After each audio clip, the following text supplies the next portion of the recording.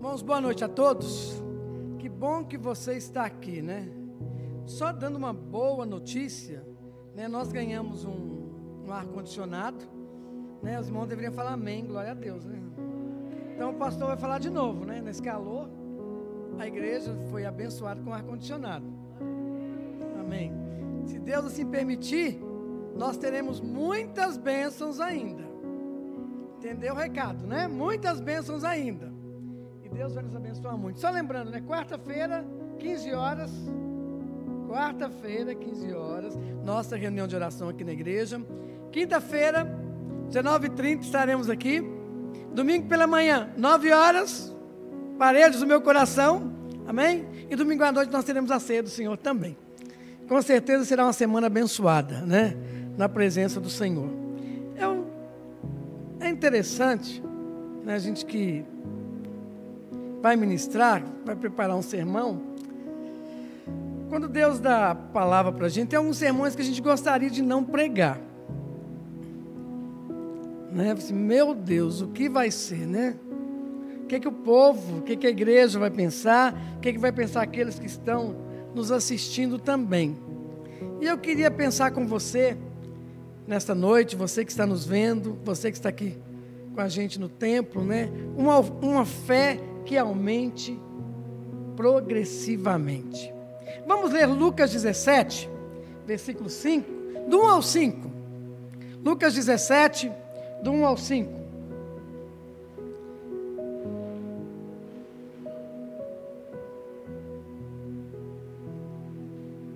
Está bem aqui no nosso telão, eu vou ler aqui também.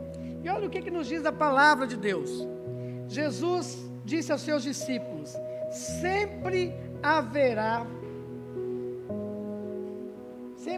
que leve as pessoas a caírem em pecado, mas que aflição espera quem causa a tentação? Versículo de número 2: seria melhor ser lançado no mar como uma pedra de moinho amarrada ao pescoço do que fazer um destes pequeninos pecar. Versículo de número 3: portanto, tenham cuidado, se o irmão pecar, repreende-o, e se ele se arrepender, perdoe-o. Versículo 4: mesmo que ele peque contra você 7 vezes por dia, a cada vez se arrependa e peça perdão, perdoe-o. Versículo de número 5, tem que ser o nosso pedido também. Os apóstolos disseram ao Senhor: faça a nossa fé crescer. É interessante, né? Versículo 5: os apóstolos disseram: faça a nossa fé crescer. Em outra tradução, talvez seja a sua, aumente-nos a nossa fé. Quando eu li esse texto, só para ter fé mesmo, né? Só para ter fé mesmo, para entender todo o contexto da palavra de Deus. E é interessante isso. Os homens que formavam aquele círculo próximo a Jesus, eles pediam algo importante ao mestre. Eles desejavam uma compreensão maior quanto ao significado das obras da fé. Qual é o significado disso? Das obras da fé? E eles estavam dizendo: Senhor, que tipo de fé que o Senhor deseja de nós? E com certeza também essa é a nossa pergunta. Senhor Jesus, que tipo de fé que o Senhor deseja de mim? Que o Senhor deseja da tua igreja? Dá-nos uma revelação, Senhor, do tipo de fé que agrada ao Senhor. Você já orou assim? Senhor, aumente a minha fé. Mas que tipo de fé que agrada a Deus? Nós queremos, Senhor, ganhar o significado amplo da palavra fé. É interessante que esse pedido parecia algo que estava elogiando Jesus. Senhor, aumente a nossa fé. Queremos ter uma fé grande, Senhor. Mas quando nós olhamos lá no capítulo 16, versículo 10 e 11, com certeza na minha visão tão pequena, eu tenho certeza que os discípulos de Jesus estavam confusos. Como nós também estamos confusos também em Lucas 16, versículo 10 e 11. Olha que coisa interessante isso, quando nós pensamos no aumento da fé. E a palavra de Deus nos diz o seguinte, Lucas 16, versículo 10 e 11. Se forem infiéis nas pequenas coisas, também o serão nas grandes. Mas se forem desonestos nas pequenas coisas, também o serão nas maiores. Versículo 11. E se vocês não são confiáveis ao lidar com a riqueza injusta deste mundo, quem lhes confiará a verdadeira riqueza? É interessante que Jesus estava dizendo, então vocês têm que provar que vocês são dignos nos requisitos básicos da fé. Caso contrário, como vocês poderão prestar contas de coisas mais profundas no seu dia a dia? Se a gente pensar bem, se nós formos honestos, se a gente olhar bem para dentro de nós, nós também vamos admitir que nós somos bem no mesmo nível, somos iguais aos discípulos de Jesus. Nós queremos avançar para as áreas maiores da fé, nós queremos obter o tipo de fé, que a palavra de Deus é muito clara, que move as montanhas. E quem não deseja isso? E como discípulos, muitas vezes julgamos a fé, nós julgamos a nossa fé pelos resultados visíveis. Em todas as pessoas que nós achamos ter grande fé, a maioria delas conseguiu coisas para o reino que podem ser documentadas. E nós vamos dar exemplo de alguns homens que conseguiram algo tremendo no reino de Deus, através da fé. Alguns conseguiram programas de alimento, outros conseguiram ministério aos pobres e necessitados, outros construíram grandes igrejas pela fé, outros construíram institutos bíblicos, outros construíram programas missionários, que mandam missionários para todo o mundo. E tem um homem que eu admiro muito, que é George Miller, o homem que construiu orfanatos na Inglaterra e ajudou a fundar missões para o interior da China. George Miller nunca pediu auxílio financeiro. Olha a fé desse homem. Pelo contrário, ele orava por cada centavo em sua obra piedosa. Altas somas que muitos chegavam no último minuto. E muitos cristãos admitem reconhecer George Miller como um homem de fé. Tem um livro que eu li, que eu esqueci o autor agora. O livro se chama O Intercessor. Não sei se alguém lê esse livro. Esse conta a história de um homem que adquiria, ele estava cheio, no livro cheio de histórias maravilhosas. Na sua biografia, esse homem adquiria imóvel após imóvel para ser usados no reino de Deus, tudo pela fé. Tudo pela fé. Cada centavo que chegava ali era um motivo de oração. E alguns consideravam sua grande obra como algo tremendo. Isso é definição de fé. E a fé verdadeira. O que nós temos que aprender, irmãos? A fé verdadeira, aos olhos de Deus, não tem nada a ver com o tamanho ou a extensão da obra que você planeja realizar. Repetindo de novo, a fé verdadeira, aos olhos de Deus, não tem nada a ver com o tamanho ou a extensão da obra que você planeja realizar. Antes, ela tem a ver com o foco ou o sentido da sua vida. Se sua vida não está focado em algo que Deus pode realizar, a sua fé é inútil. Outra coisa interessante, que eu gostaria de fazer uma pergunta para você nessa noite. Você crê que o Senhor colocou em seu coração um sonho que exige um milagre para acontecer? Você já foi desafiado a dar um passo numa direção que exija fé sobrenatural? Você precisa que Deus opere uma maravilha no seu lar? Você precisa disso? Você precisa que Deus opere algo tremendo no seu lar, na sua vida financeira, na sua vida espiritual também. Você precisa disso. Você crê que Deus pode agir. E é interessante, se nós quisermos que Deus haja na nossa vida, o que nós precisamos aprender?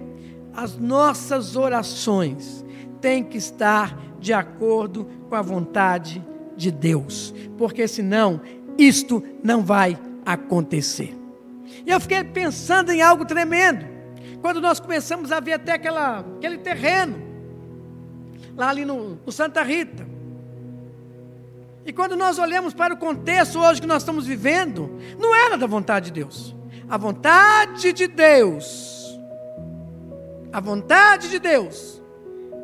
é que nós arrependemos, como eu preguei hoje de manhã, daquilo que nós fizemos, daquilo que nós não estamos feitos, para que Deus nos conceda aquilo que está no coração dEle e no nosso coração também, para a glória de Deus. E é interessante, irmãos, não temos liberdade de orar, se a gente analisar bem, porque a nossa mente é muito egoísta. Não temos permissão para entrar na presença de Deus e darmos vazão às nossas tolas ideias, a uns falatórios impetuosos na oração.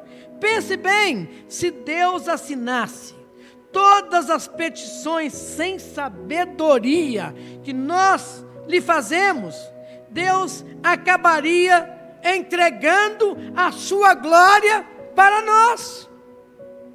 Já imaginaram isso?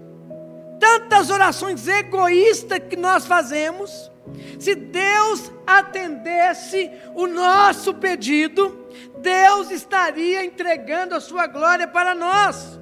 E existe uma lei da oração que a gente precisa aprender. É uma lei com o intuito de exterminar orações desprezíveis, orações egoístas, e ao mesmo tempo tornando possível os que procuram com honestidade o pedir com confiança. Em outras palavras, podemos orar por qualquer coisa que queiramos, desde que seja da vontade de Deus.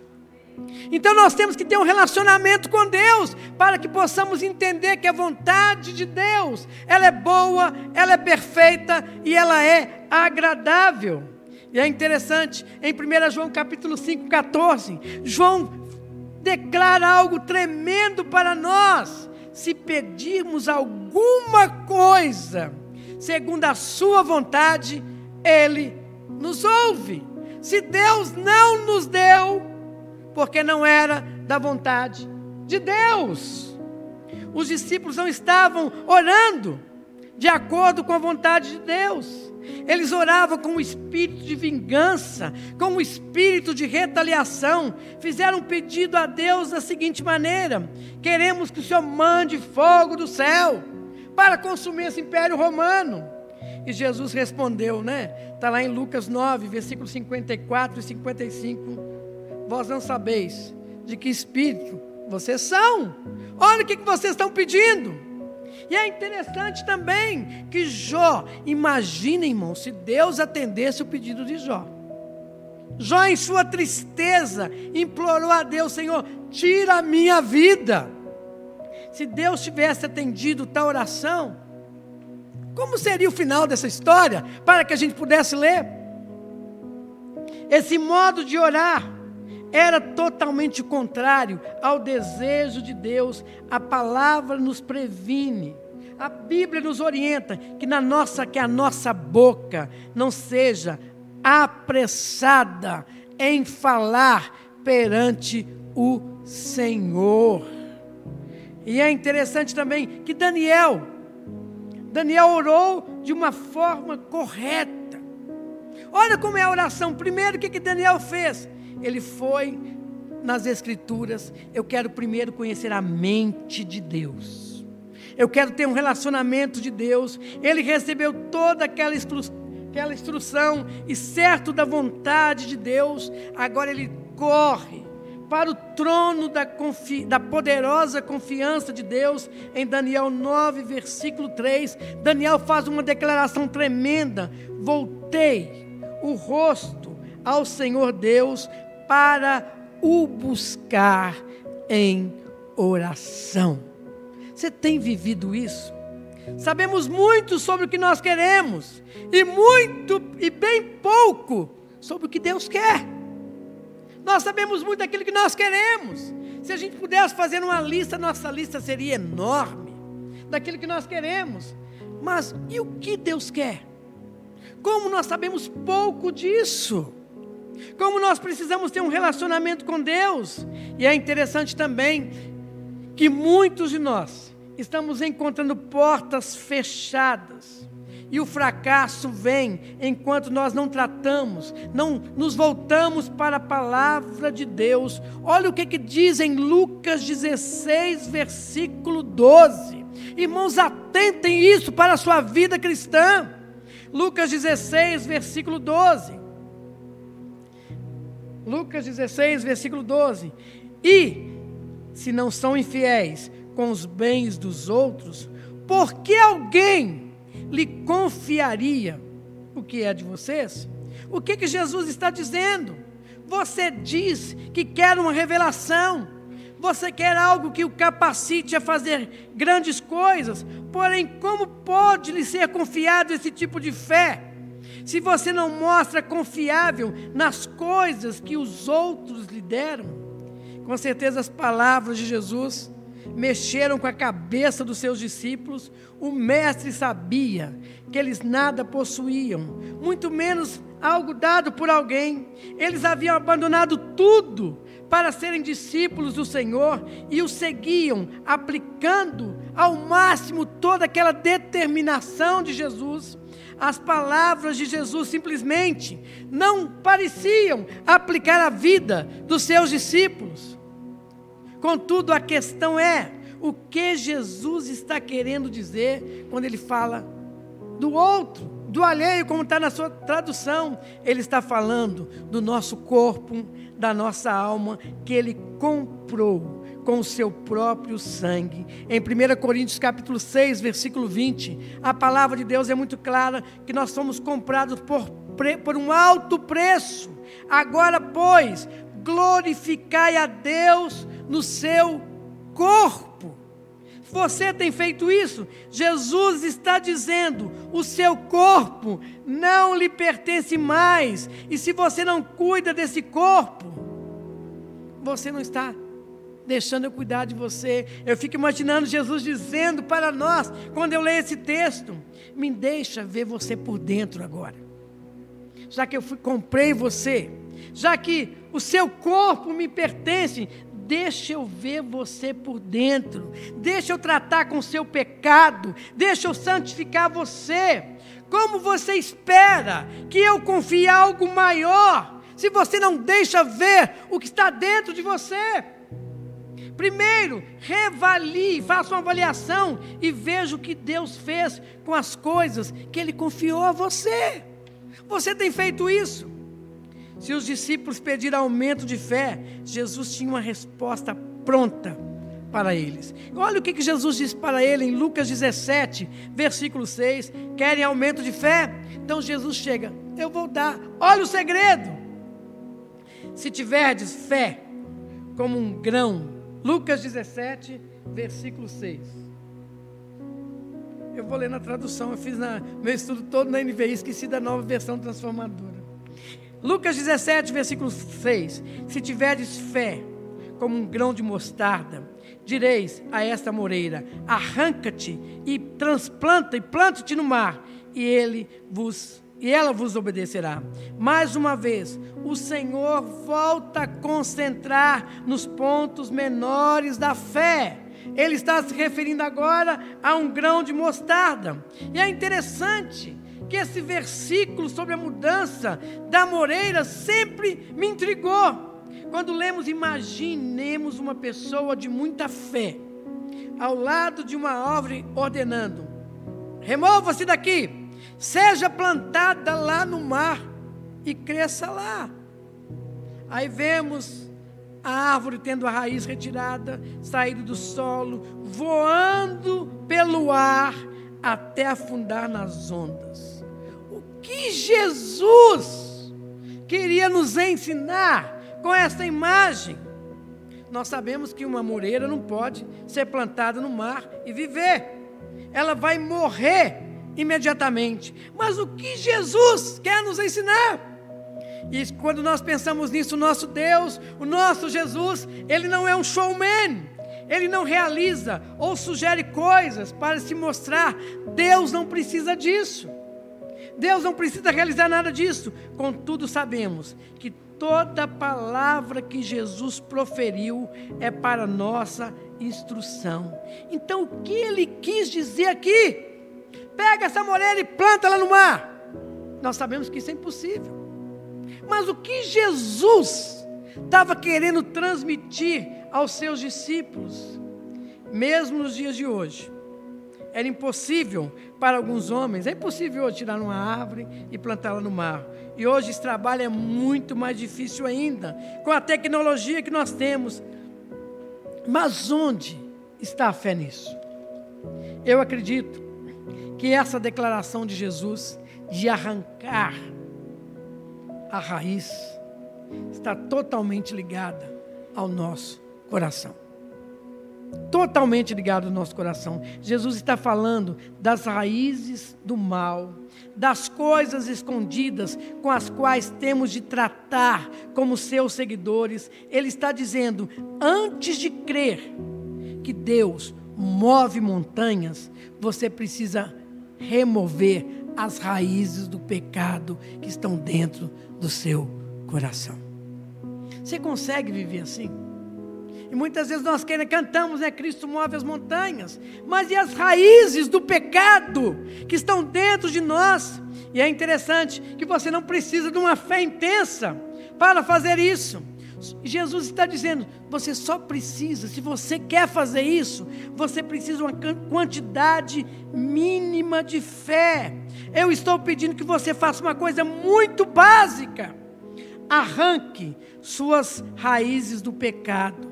Eu quero que você examine seu coração e remova do seu coração tudo aquilo que não é meu. Você tem feito isso na sua caminhada cristã?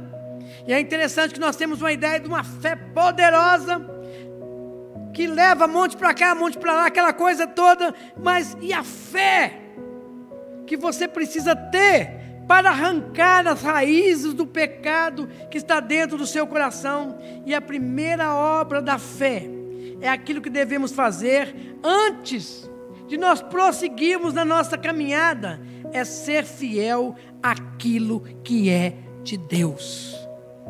Como nós precisamos ser fiéis àquilo que é de Deus? Simplesmente não podemos pensar em assumir qualquer trabalho em nome de Deus, se nossas raízes do pecado estão se aprofundando. É o desafio que nós temos, arrancar raízes. Isso não é para pastores, mestres ou evangelistas. Isso é uma obra do Espírito Santo de Deus em nós.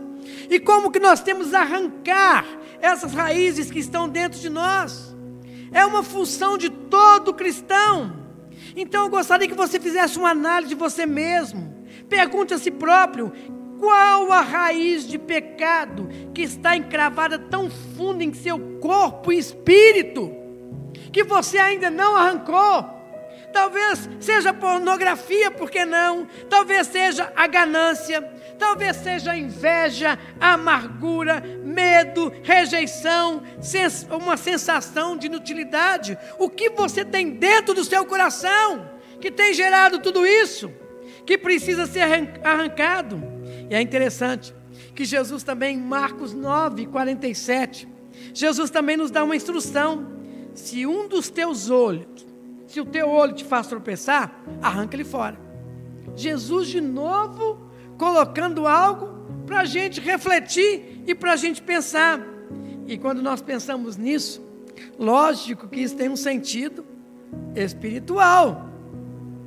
Imagina bem, né? Arrancar olho, a gente ficaria sem nada, né? Tá sem braço, sem pé, sem nada. só com um toquinho, andando por aí com a mente toda pecadora ainda, né? Mas o que Jesus estava querendo nos ensinar? Sabemos que não são literalmente os nossos olhos que nos levam a pecar, mas sim os olhos do nosso coração, que estão cheios de desejo. E Tiago mesmo fala que tudo de ruim está bem dentro de cada um de nós. De onde vem tanta guerra, de onde vem tanta confusão, de onde vem tanta fofoca, de onde vem tanta maledicência, de onde vem tanto conflito? Tudo dentro do meu e do seu coração. Então o que Jesus está dizendo para nós? Arranque o olho do teu coração. Ele está fazendo pecar. Na verdade, a mensagem de Jesus sobre o grão de mostarda é sobre isso. Ele nos fala que pela fé podemos arrancar toda a raiz do pecado de nossa vida, até mesmo aquela raiz com a qual você tem trabalhado há muitos anos. E com certeza ela precisa ser arrancada também.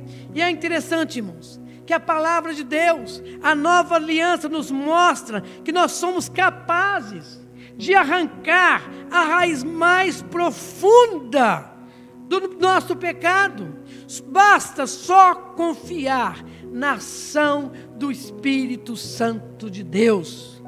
Se o Espírito Santo de Deus, ele tem o poder também de nos convencer, e também o poder de arrancar a raiz do pecado que está no seu coração.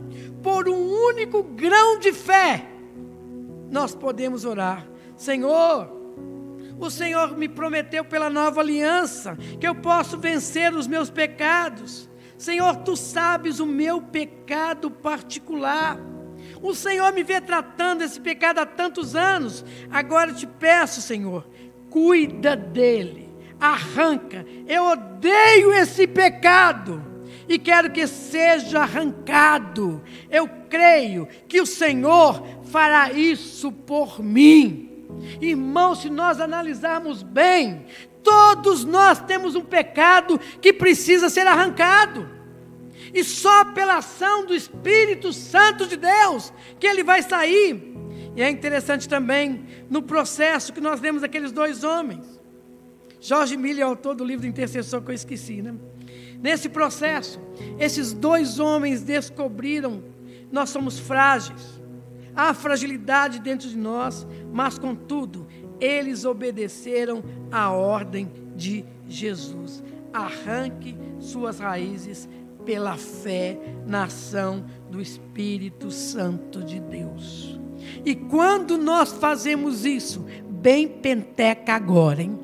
Quando nós fazemos isso, quando nós arrancamos as raízes pela fé na ação do Espírito Santo de Deus, revelações de Deus vão vir sobre a sua vida, e a sua compreensão de fé irá aumentar.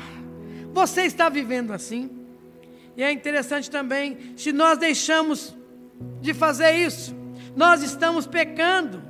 Se conscientemente nós permitimos que uma raiz do mal permaneça em nós, nós perdemos o direito a todas as armas espirituais contra o diabo, contra o nosso inimigo, porque nós estamos em pecado e nós estamos perdendo a nossa autoridade. E o que nós perdemos primeiro?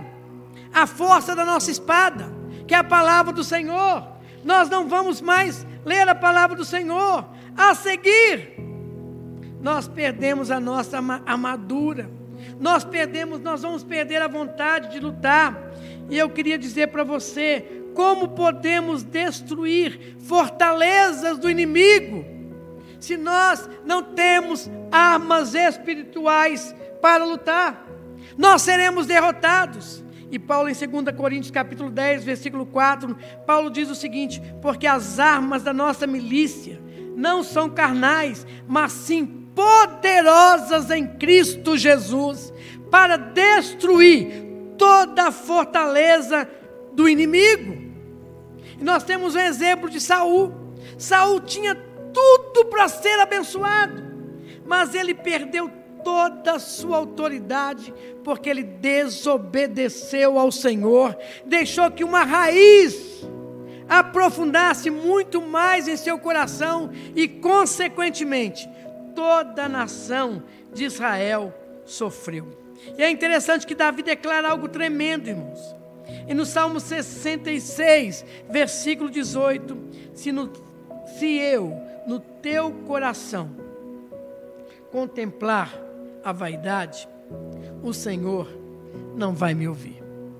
Se no nosso coração tem vaidade, Deus não vai ouvir nossa oração. Nós precisamos simplesmente declarar as nossas raízes do mal, que ela seja arrancada. E temos de crer que elas irão embora, segundo as promessas da aliança de Deus. E a palavra, quando nós pensamos nesse contexto, se eu estou em Jesus Cristo, eu sou uma nova criatura, as coisas velhas já passaram, e eis que tudo se fez novo, e agora eu posso desembainhar a espada de dois gumes. Mais uma vez, a palavra de Deus está dentro do meu coração. Você consegue entender tudo isso? Como nós precisamos arrancar toda a profundidade do pecado na nossa vida, e quando nós estamos assim, olha o que vai acontecer na nossa vida. Nós vamos ver as nossas orações sendo respondidas rapidamente, porque a raiz do pecado saiu do nosso coração. E há outro passo interessante também. No recebimento de fé, Jesus respondeu o pedido de fé dos seus discípulos de uma outra maneira. Lucas 17, versículos 7 e 8, e projeto 10 também, Peterson.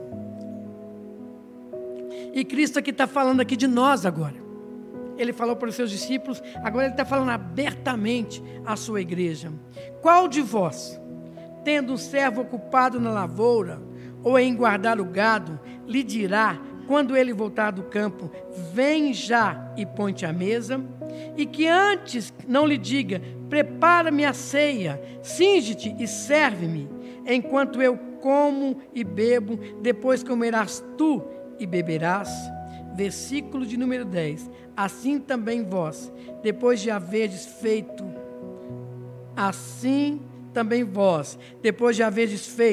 quando vos for ordenado, dizei, somos servos inúteis, porque fizemos apenas o que devíamos fazer. Você entende a palavra de Deus assim? Quanta inutilidade dentro da casa do Senhor. Cristo fala aqui de nós, seus servos, e na nossa vida também. Ele está dizendo que nós devemos alimentar a Deus. Talvez você pergunte, como eu posso, pastor, alimentar a Deus? E Hebreus 11:6 nos diz o seguinte: sem fé é impossível agradar a Deus. O prato mais delicioso para Deus que nós podemos oferecer é a nossa fé, e este é o alimento que Deus gosta, este é o alimento que nós oferecemos para Deus e que Deus tem prazer. Nós temos a história do centurião, que ele pediu para Jesus curar o seu servo. Ele simplesmente chegou naquele banquete com a palavra tremenda: Senhor, cura meu servo. E Jesus chega em Mateus 8, versículo 10, em verdade vos afirmo, que nem mesmo em Israel achei fé como esta. Será que se Jesus chegasse aqui, olhasse para nós, ele iria encontrar tamanha fé na nossa vida? Se Jesus viesse hoje, ele encontraria tamanha fé nessa pandemia que nós estamos vivendo hoje também. Olha o contexto que nós estamos vivendo. E é interessante que Hebreus capítulo 11 serve para nós como um grande banquete ao Senhor.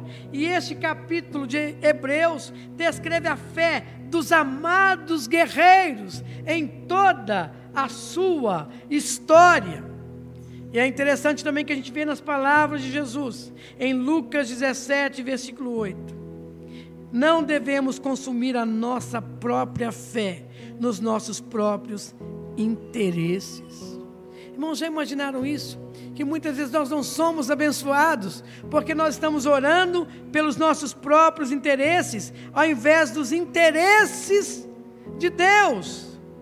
É interessante como seria bom, como tem gente que ora assim, né? Senhor, eu estou trabalhando fielmente em tua obra, eu estou orando para ti, e agora, Senhor, eu preciso disso, eu preciso daquilo, a fim de continuar a sua obra. Tem gente que ora assim, olha que oração egoísta, e Jesus está dizendo: eu quero que vocês me alimentem, que me deem toda a rédea da sua vida, eu quero moldar vocês segundo a minha imagem, simplesmente me tragam sua fé, e eu vou mostrar para vocês uma visão verdadeira. Olha como muda o nosso conceito. Se nós chegarmos com fé diante do Senhor, Ele vai mostrar para nós uma visão verdadeira que eu e você precisamos seguir. Aí nós vemos por que tem tanta gente fazendo tanta besteira na vida. Por que tem tanta gente que faz tanto plano e dá tudo errado? Primeiro, não teve fé. Quis ir pelos seus próprios caminhos, estão na visão errada, porque não é a visão de Deus. Aí o fracasso é total. E é interessante, irmãos, para a gente terminar, né? Para conseguir vitórias nas raízes profundas que nós temos, nós precisamos lembrar que a misericórdia de Deus é que nos capacita para a vitória. Se não for a misericórdia de Deus, e Ele mesmo declara em Lucas 17, 9 e 10, somos servos inúteis, porque fizemos apenas o que nós devíamos fazer. Quanta inutilidade dentro da igreja. Estamos fazendo apenas o que nós devíamos fazer. Eu fui tentar, Carlinhos é que gosta muito disso, pastor Carlinhos é que gosta muito disso, né? Essa palavra medíocre, né? Como tem gente dentro do contexto da igreja que só está na média, mas não quer ultrapassar. Se a média é 5, tá bom, mas não quer ir para o 8, não quer ir para o 9, não quer ir para o 10. Quanta inutilidade dentro da igreja. As palavras inúteis tal, é bem clara com relação a isso. Jesus está dizendo, depois de haver tratado suas raízes do pecado pela fé, não diga também, fui eu que fiz, eu que consegui. Se não fosse a graça de Deus na nossa vida, irmãos, nós estaríamos derrotados. E Jesus está dizendo, não é verdade o cumprimento do seu dever, desde o dia em que você foi salvo, desde o dia em que você levantou a sua mão, eu ordenei, isso é para a minha vida também, eu ordenei a você, abandone o pecado. E nós escutamos isso, quando nós aceitamos a Jesus, Jesus declara, abandone o seu pecado. E quantos ainda estão nesse pecado, 5, 10, 20 anos, demorando para obedecer à voz do Senhor, e ainda estão querendo se autopromover dentro da média, servos inúteis dentro da casa do Senhor, estão fazendo somente aquilo que tem que ser feito. E é interessante que a palavra de Deus é muito clara com relação a tudo isso, e a vitória vem na nossa vida. Você quer ser vitorioso?